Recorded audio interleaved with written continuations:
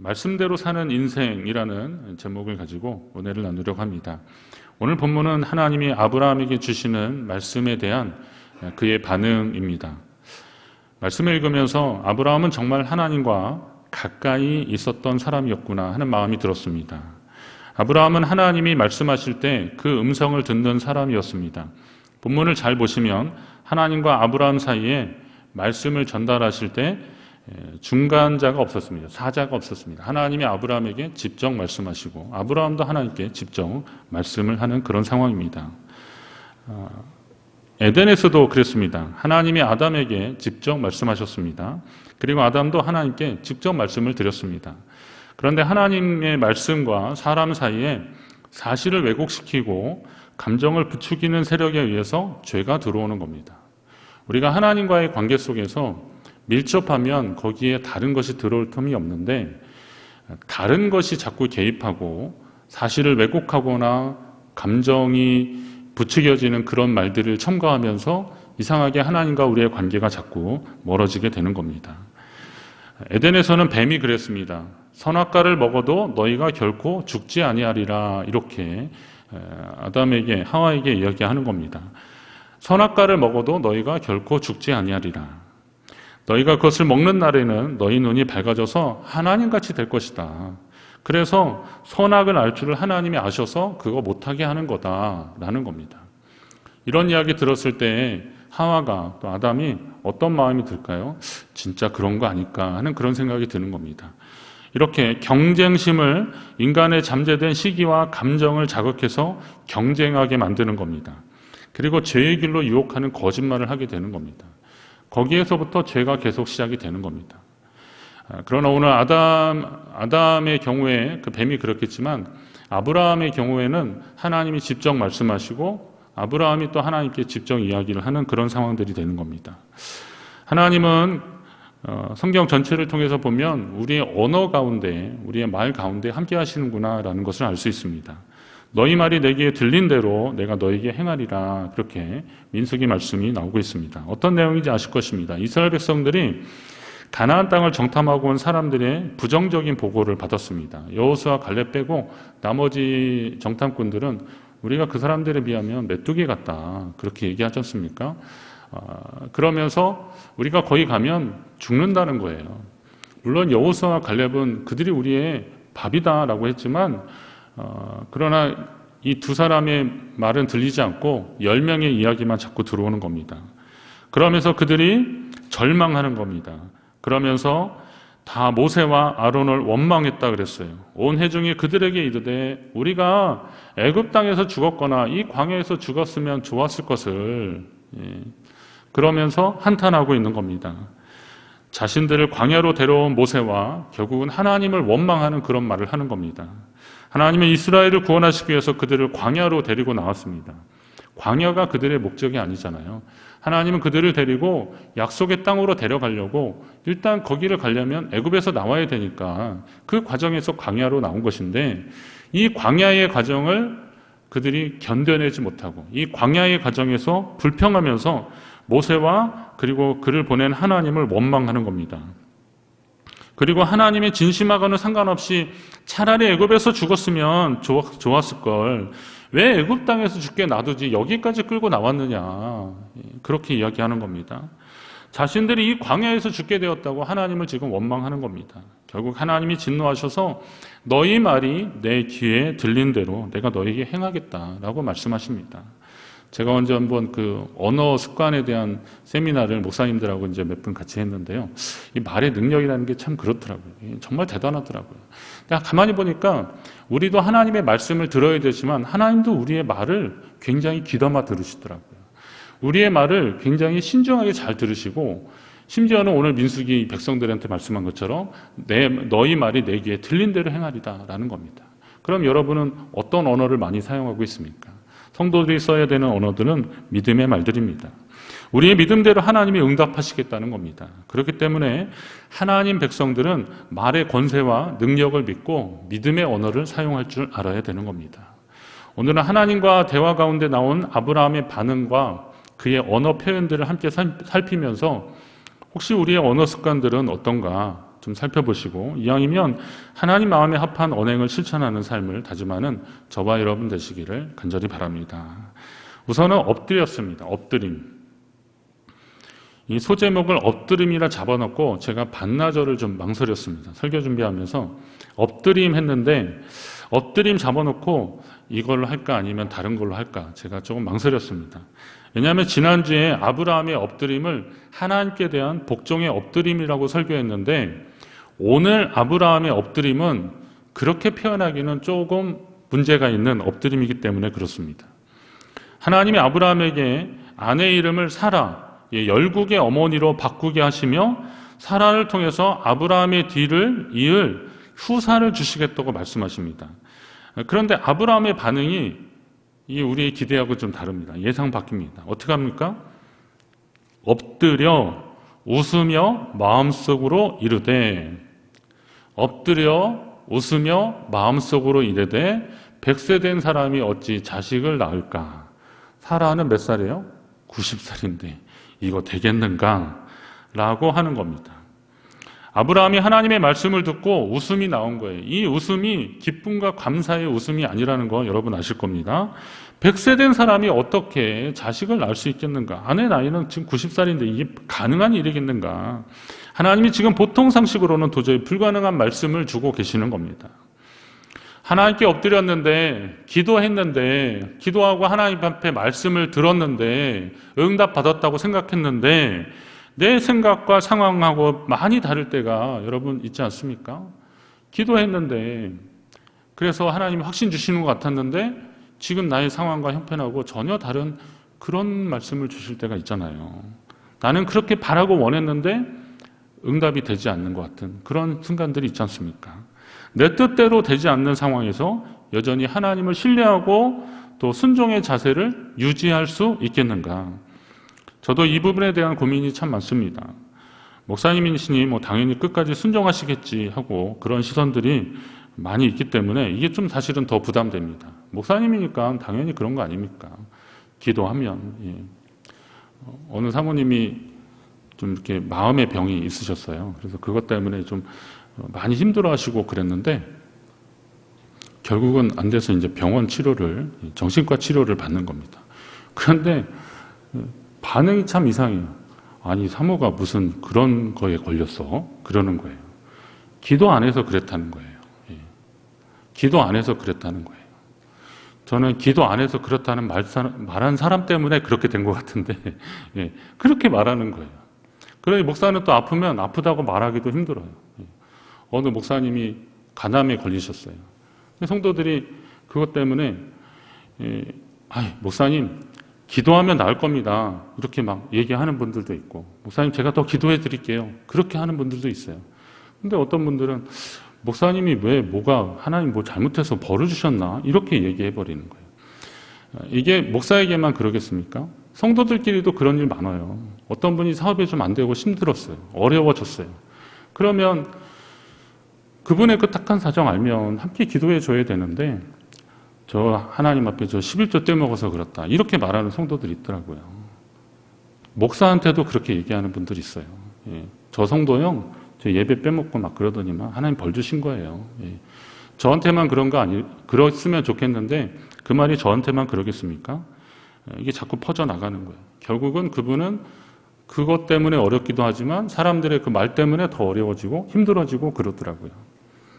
이거 낯선 얘기 아닐 겁니다. 여러분 신앙생활 하시면서 왜 우리는 이 땅에서 하나님의 은혜로 또 어렵고 힘들 때 하나님 베푸신 그 은혜로 힘을 공급받아야 되는데 같이 힘을 공급받고 기도하고 위로하고 힘이 되어야 될 사람들한테 그런 모나고 상처나는 말들을 또 들으면서 왜 이곳이 더 힘든 곳이 되어야 하는 겁니까? 목회자도 사실은 그런저런 문제 때문에 많이 기도하다가 좀 힘들 때가 있어요. 사실은 좀 힘들 때가 있습니다. 그럼 그럴 때 목사님 더 기도하겠습니다. 이렇게 말씀하는 분들이 참 많이 힘이 됩니다. 어떤 분들은 목사님 뭐 이겨내셔야 되죠. 맞아요. 저도 힘들지만 또 다른 목사님들 경우 보니까 힘들지만 또 그런 말들이 격려가 되고 그래서 더 기도하게 되는데 목사는 그렇다 치고 저는 가끔 그런 생각을 해봐요. 성도들은 오죽할까? 성도들은 오죽할까?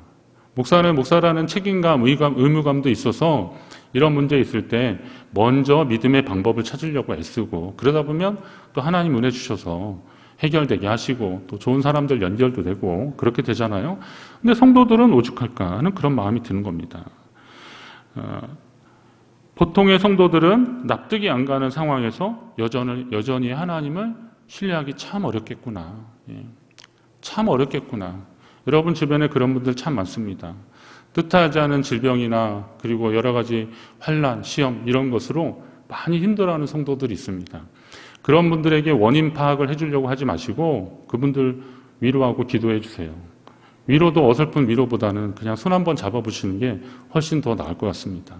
그러면서 하나님의 은혜를 구하려고 노력하십시오. 혹시 우리의 엎드림이 오랜 신앙생활의 습관 때문에 그냥 엎드리는 흉내는 내지만 중심까지 하나님께 과연 드리고 있는가? 이거 한번 심각하게 점검해 보셔야 되는 겁니다. 기도할 수 있는데 왜 염려하십니까? 오늘 집을 나서기 전에 기도하셨나요? 우리 그렇게 서로 물어보고 또 그렇게 노래하고 그렇게 격려하고 그런데 실제 나의 엎드림이 내 뜻과 내 의지와 상관없는 하나님의 말씀과 현상 가운데서도 역시 하나님을 신뢰할 수 있겠는가? 우리는 지금 요즘 그런 심각한 위기와 도전을 직면하고 있는 겁니다. 요즘 이 상황들이 그런 것 같아요. 많이 힘들더라고요, 보니까. 약간 규모 있는 교회들은 그래도 버틸 힘들이 있는데요. 어려운 교회들은 진짜 힘들더라고요, 보니까. 우리는 그래도 그만하기 다행이다, 이렇게 말하는 말들이 또 힘들어지더라고요, 보니까. 성도들 가운데서도 어려운 분들이 참 많더라고요. 기대를 가지고 이렇게 뭔가를 이렇게 시작을 했는데 요즘 상황이 너무 이러니까 버티다가 너무 힘들어서 내가 뭘 잘못했나 이런 상황까지 가는 분들이 있더라고요. 그리고 또 그런 상황 속에서도 서로 좀 이렇게 맞잡고 좀 연대해야 되는데 그러지 못하더라고요, 보니까. 너무 아쉬워요. 하나님 앞에 엎드려야 되는데 내가 생각했던 방법들이 있는데 내가 기대했던 방법들이 있는데 그게 안 될 때 많이 힘들잖아요. 그런데 여러분 사실은 그때가 더 우리의 믿음이 필요한 때더라고요. 하나님 앞에 더 엎드려야 될 때더라고요.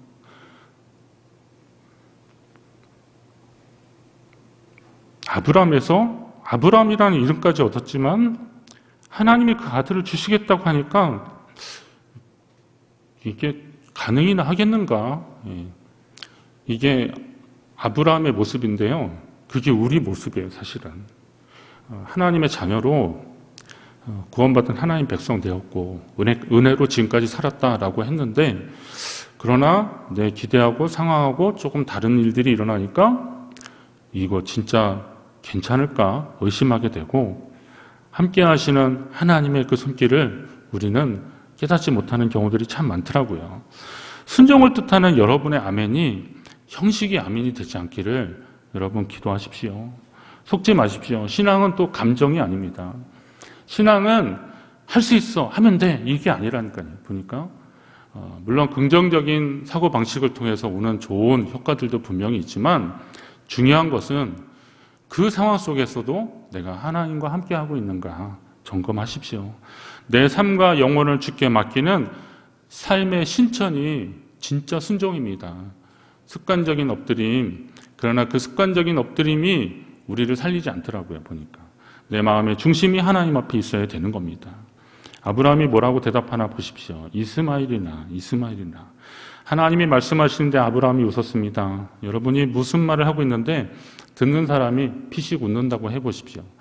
제가 어떤 기사 한번 읽었는데 그 윗집하고 층간소음 때문에 이게 좀 다퉜나 봐요, 자꾸.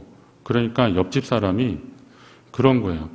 에이, 뭐 그런 거 가지고 그렇게 좀 열 받냐, 뭐 그런 거죠. 별거 아닌 거 가지고 그런다. 그러니까 그 말에 화가 나서 그 집 사람을 해쳤더라고요, 보니까. 그 집 그 엄마하고 그 아들은 중퇴더라고요, 보니까. 감정이 확 폭발한 거예요, 보니까. 우리가 이제 보통 말할 때요, 이 표정 관리 잘해야 돼요. 말을 들을 때도 표정 관리 잘해야 되더라고요. 누가 말했는데 피식 웃었잖아요. 그러면 그게 약간 좀 열등감이 좀 심한 경우에는 그거 굉장히 오해해가지고 그거 가지고 굉장히 섭섭해하고 그러더라고요. 표정 관리 좀 잘 해야겠더라고요. 열등감 떠나서 누군가 이야기할 때 그래요. 자, 그러면 하나님이 말씀하시는데 아브라함이 이게 믿음으로 웃은 것도 아니고 감사함으로 웃은 것도 아니고 아이 100세나 됐는데 이게 뭐 되겠어 라고 하는 그런 좀 불신앙으로 지금 웃고 있는 거예요. 이건 바람직해 보이지 않습니다. 100세 된 사람이 어찌 자식을 낳을까 이렇게 하는 겁니다. 이건 속으로 생각한 거고 하나님께는 뭐라 그래요? 이스마엘이나 하나님 앞에 살기를 원하나이다 이렇게 말합니다. 아니 100세나 됐는데 아내는 90세인데 이거는 이제 아브라함이 속으로 생각한 거고요. 하나님께는 뭐라 그러냐면 하나님 그냥 이스마엘이나 하나님 앞에 살기를 원하나이다. 이스마엘은 이제 하갈과의 사이에서 나온 하나님이 원래 약속하신 그러니까 아브라함이 후사의 개념으로 약속하신 그 아들은 아니잖아요. 그런데 지금 아브라함이 또 그렇게 얘기하는 겁니다. 저는 이 말씀을 보면서 이 습관이나 성향이 좀 잘 안 바뀌는 것 같아요. 아브라함이 예전에도 하나님이 그에게 상급을 주시겠다고 하니까 뭐라 그랬냐면 여호와여 무엇을 내게 주시려 하나이까. 그러면서 제가 설교 중에도 말했어요. 나는 자식이 없사오니 나의 상속자는 이 다메섹 사람 엘리에셀이다. 그러니 이 사람에게나 상급을 주시라고 그렇게 얘기했던 사람입니다. 그때도 아브라함이 하나님의 약속에 대한 확신이 없어서 그렇게 얘기했는데 근데 시간이 지나고 이스마엘도 나이가 좀 꽤 됐어요. 한 13, 14살 된 거예요. 10몇 년 지났잖아요. 그랬는데 또 여기에서도 아니 이스마엘이나 그렇게 해달라고 또 그러는 겁니다.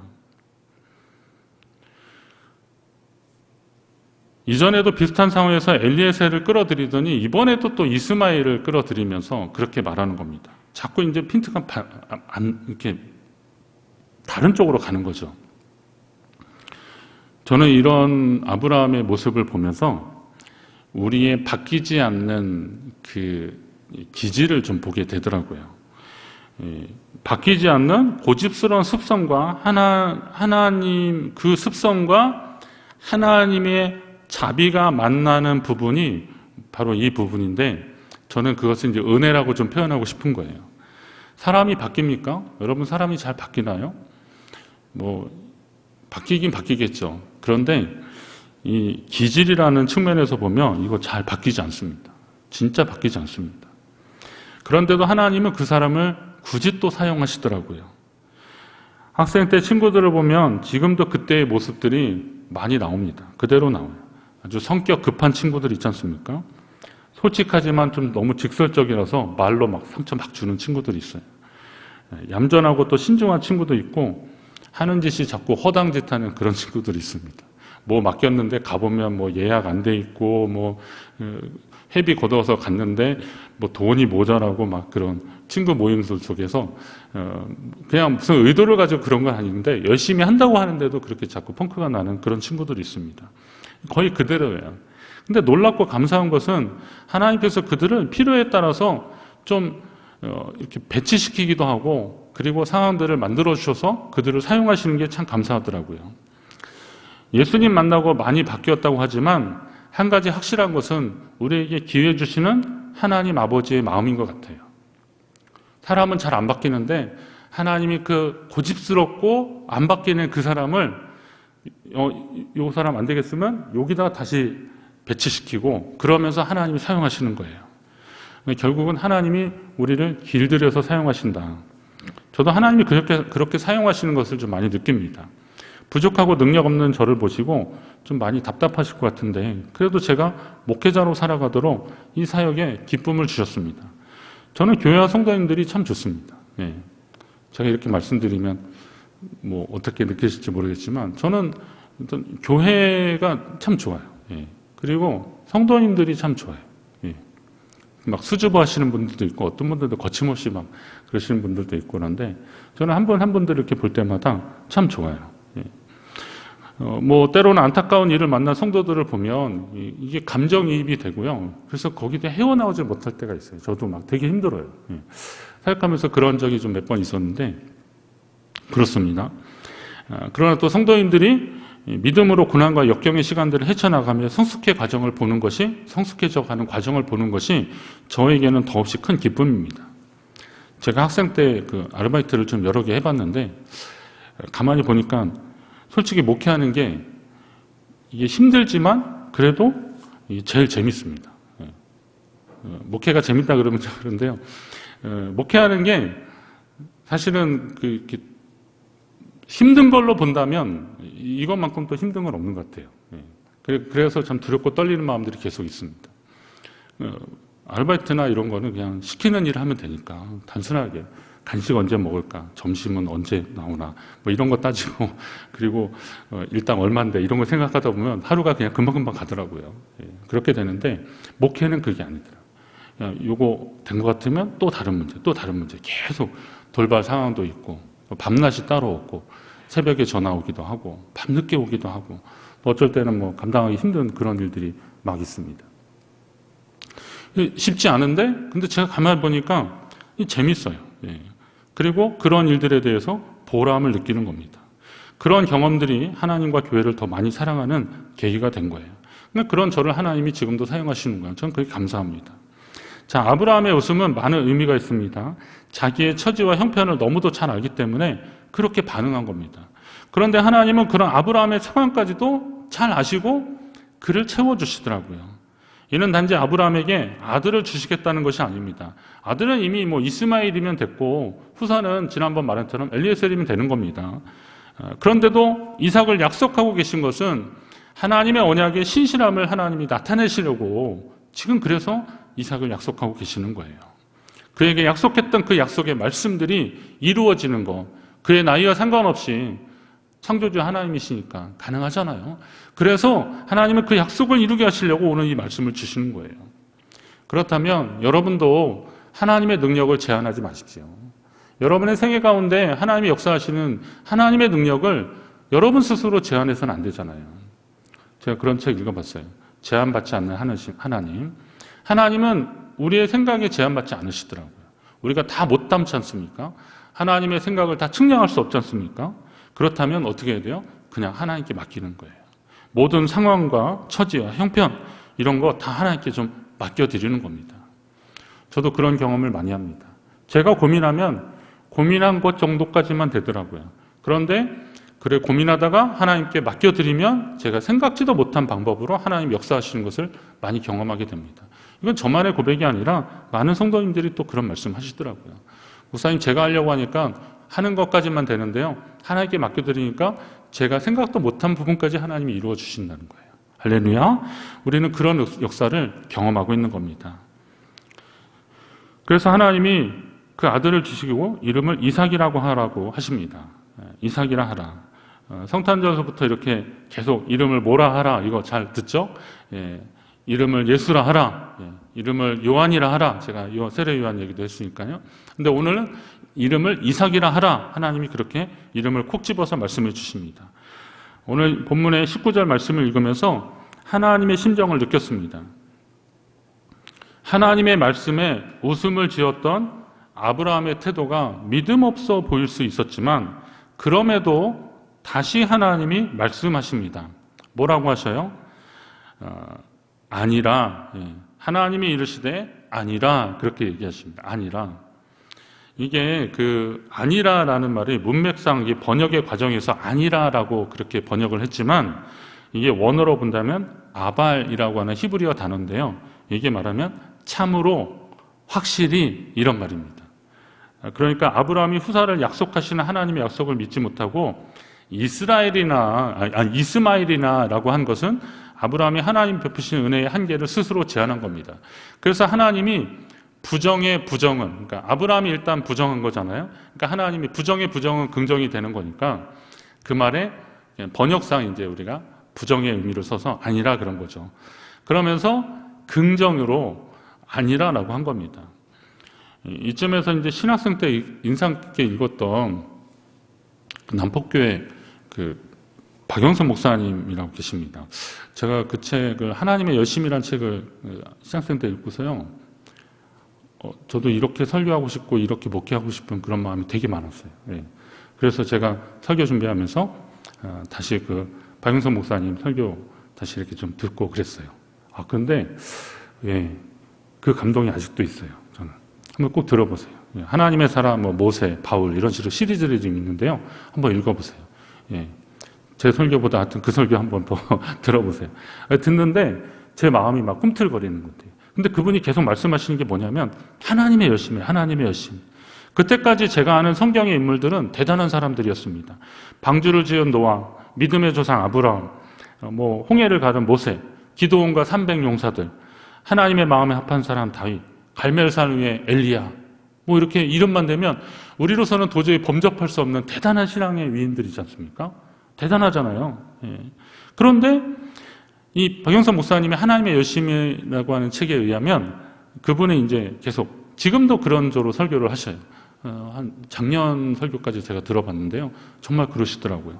근데 보니까 우리가 범접할 수 없어 보였던 성경의 위인들은 사실 우리와 똑같은 연약하고 무지한 상태의 그런 사람들이었다는 겁니다. 그러니 부족하고 연약했지만 이 아브라함도 사실은 그런 사람 중에 하나였던 거죠. 어떻게 보면. 그런데 하나님이 그를 통해서 하나님의 역사를 이루시려고 그가 그렇게 웃었음에도 불구하고 아니라 그러면서 또 말씀하시더라고요. 우리가 하나님 앞에 부정적인 태도를 취했는데도 하나님이 아니라 그러면서 또 말씀하시더라고요. 저의 경험이었어요. 저의 고백이었어요. 정말 그렇더라고요. 하나님 이건 아닌 것 같은데요. 그래도 하나님이 아니라 라고 하는 경우들을 저는 봤습니다. 그렇게 할 때 성경의 주인공이 하나님을 믿는 사람에서 사실은 하나님으로 바뀌는 거예요. 보니까. 성경에 우리는 인물들을 많이 보잖아요. 저도 인물 성경 공부 많이 했어요. 시리즈로 계속 많이 했어요. 그런데 가만히 보니까 그 인물들이 성경의 주인공이 아니에요. 이야기의 주인공이 되고 사건의 주인공이 될 수는 있지만 성경 전체의 주인공은 누구예요? 그럼에도 불구하고 그를 사용하셔서 하나님의 역사를 만들어 가시는 하나님이시더라고요. 여러분의 인생의 주인공이 누굽니까? 여러분 자신 같잖아요. 아니더라고요. 보니까 하나님이시더라고요. 여러분의 인생의 주인공은 하나님이시라는 사실을 믿으시기 바랍니다. 하나님의 형상을 읽으면서 그 하나님의 열심을 보면서 제가 하나님의 형상을 담도록 이끌어 가셨던 하나님의 역사를 저는 보게 되었습니다. 믿음 없는 사람들을 그리고 부족한 저 같은 사람을 예수 그리스도의 형상을 닮은 사람이 되도록 이끄시는 하나님, 그 하나님을 우리는 기억해야 하는 겁니다. 오늘도 아브라함을 만나셔서 이끄시는 하나님의 손길을 우리 볼 수 있습니다. 아브라함의 믿음 없는 태도도 아니라 참으로 확실히 라고 하시면서 내 아내 사라가 아들을 낳을 것이다. 확실히 낳을 것이다. 말씀하시는 거예요. 그러면서 그 이름을 이삭이라고 합니다. 이삭이라는 게 이츠하크, 이렇게 히브리어로 이츠하크인데요. 이게 말하자면 이제 웃음입니다. 이게 이제 우리나라 단어에는 그게 없는데 외국 저기에는 이제 동사나 이런 것도 남성 동사, 여성 동사 이런 게 있어요. 성이 있는데요. 남성 명사입니다. 그래서 그가 그 남자의 웃음입니다. 그렇게 따진다면. 그런데 그 남자의 웃음이에요. 그 남자는 누구예요? 아브라함이 웃은 거예요. 하나님이 그 아들의 이야기를 할 때 그가 웃은 거예요. 그런데 하나님이 또 어떻게 보면 좀 짓궂으신 것 같은데 이름까지도 이삭이라고 하시는 거예요. 그 말은 뭐예요? 이삭아 이름을 부를 때마다 나의 믿음 없었던 나의 태도를 다시 한번 아브라함은 알았을 겁니다. 깨달았을 것입니다. 예. 그러니까 예전에 너 버러지 같은 너 야곱아 막 이렇게 하나님이 이스라엘을 통해서 다시 말씀하셨던 것처럼 이 아브라함이 아들 이삭을 이름을 부를 때마다 내가 좀 믿음 없었구나. 하나님 앞에 참 철이 없었구나. 이것을 느끼고 또 느끼는 겁니다. 그렇다면 그렇게 믿음 없음에도 불구하고 은혜 베푸신 그 하나님의 손길을 우리는 감사해야 되는 겁니다. 여러분도 하나님의 자녀됨에 감사하십시오. 자녀됨은 특별한 사랑에 임했다는 증거입니다. 요즘 입양한 그 어린아이를 학대해서 숨지게 한 양부모 사건으로 많은 분들이 지금 이렇게 공분하고 있는데요. 참 마음 아픕니다. 재판 중에 거론되는 학대 혐의가 사실이라면 뭐 이제 그런 의혹이 계속 제기되고 막 그러니까 그래서 그런 걸로 기소가 된 거니까요. 근데 이게 사실이라면 그 사람들이 왜 애초에 애를 입양했을까 이런 생각이 들더라고요. 그럴 거면. 예. 그리고 뉴스를 접하면서 제가 좀 이렇게 염려스러운 건 뭐냐면 소중한 사랑의 마음으로 아이를 입양한 가정들이 괜히 그런 선입견, 편견 이런 데 좀 희생당하지 않을까. 이게 또 뭐 요즘 뭐 주택 청약 때문에 아이를 입양해요? 뭐 그런 것도 있나요? 하여튼 예. 그런 의혹까지 제기되고 있으니까 그럼 입양한 사람이 만약에 다자녀 가정에서 혹시나 그런 걸로 비난받을까봐 되게 덜컥 하더라고요. 혹시 또 이런 것 때문에 정말 아이 잘 키우는 사람도 힘들지 않을까. 예. 결혼할 때 이제 제가 기도를 해준 어느 집사님 가정이 있는데요. 하나님께 그런 약속을 했대요. 서로 약속을 했는데 하나님이 이제 아이를 하나 주시면 한 아이는 꼭 입양을 하자고. 그런데 어느 날 저한테 연락이 왔어요. 예. 이제 뭐 첫째 아이 낳은 거에 대한 이제 소식을 전해줬는데 그리고 좀 얼마 후에 또 둘째 아이를 자기가 얻었다는 거예요. 자기네가. 그래서 또 낳았다고 생각했지 않았는데 알고 보니까 그 약속을 지킨 거예요. 그제서야 이제 그런 약속을 했다는 것도 저한테 알려주셨어요. 봤더니 약속대로 이제 딸을 입양해서 잘 키우고 있습니다. 얼마나 사랑으로 키우는지 신기한 것은 네 식구가 닮았어요. 보니까 엄마, 아빠, 아들, 딸인데 닮았어요. 예. 그러니까 성격도 닮았고 심지어는 외모도 닮더라고요. 엄마, 아빠가 키가 큰데요. 이 딸내미도 키가 크더라고요. 보니까 그런지 모르는 거잖아요. 운동도 잘하고 막 그러더라고요. 그러니까 먼저 말하지 않으면 누구도 그 딸이 입양한 딸인지 모르더라고요. 예. 근데 그 집은 이제 다 얘기를 해요. 그 딸한테 다 얘기하고 그러면 사랑으로 막 키워주고 있더라고요. 그러면서 그 과정을 보면서 이 자녀됨이라는 게 이런 거구나 하는 생각이 들었어요. 그건 뭐냐면 전혀 남이었는데 그 아이를 호적에 올리고 그리고 내 딸이라고 그리고 그 아이는 아버지라고 엄마라고 부르면서 이 부모 자녀의 관계가 이루어지니까 거기에 행복이 있고 사랑이 있고 그러더라고요. 그런데 그거는 그 아이의 선택이 아니라 그 부모가 한 거잖아요. 사실은 넓게 보면 하나님이 하신 거지만 그 부모가 한 거잖아요.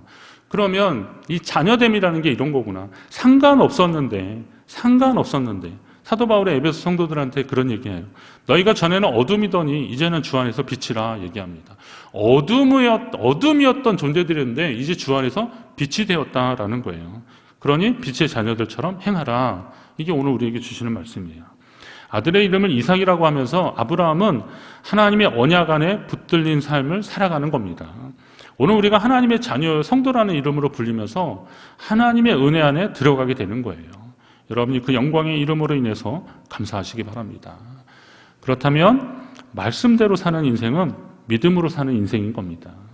말씀대로 사는 인생, 하나님의 말씀대로 사는 인생은 믿음으로 사는 인생입니다. 이전에 나의 가치관과 생각이 바뀌어야 이게 가능하더라고요. 성경은 그렇게 변화된 사람들의 이야기들로 가득합니다. 하지만 성경은 변화된 사람들을 자랑하려고 그렇게 기록한 책이 아니라 부족하고 연약한 사람들을 변화시킨 하나님의 역사를 기록한 책이라는 겁니다. 그래서 그들을 보면서 나를 보는 거죠. 그들의 연약한 모습을 보면서 나 같은 사람도 하나님이 사랑하시는구나 라는 것을 보게 되는 겁니다. 성경에 왜 아브라함이나 다윗이나 솔로몬이나 이런 사람들의 실수한 이야기들 가감없이 막 나오는 겁니까? 예, 그 모습이 바로 나의 모습이다라는 겁니다. 자, 또 말씀대로 사는 인생은 말씀으로 사는 인생입니다. 말씀대로 사는 인생은 말씀으로 사는 인생인데 시편 119편에 보면 이 말씀은 나의 고난 중의 위로라 주의 말씀이 나를 살리셨기 때문이다 이렇게 말씀하고 있습니다.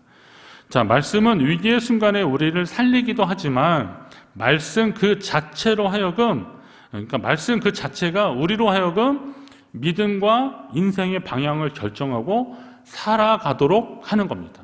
그러니까 말씀이 우리에게 길을 가르쳐 주는 거예요. 주의 말씀이 내 발의 등이요 내 길의 빛이라고 하는 것처럼 그것이 내 길을 인도하는 거잖아요. 그러니까 그 말씀이 우리를 살아가게 하는 겁니다. 우리는 말씀으로 사는 인생이 되는 겁니다. 이 말씀을 듣는 여러분이 하나님의 말씀으로 또 믿음으로 살아가시기를 주의 이름으로 축원합니다.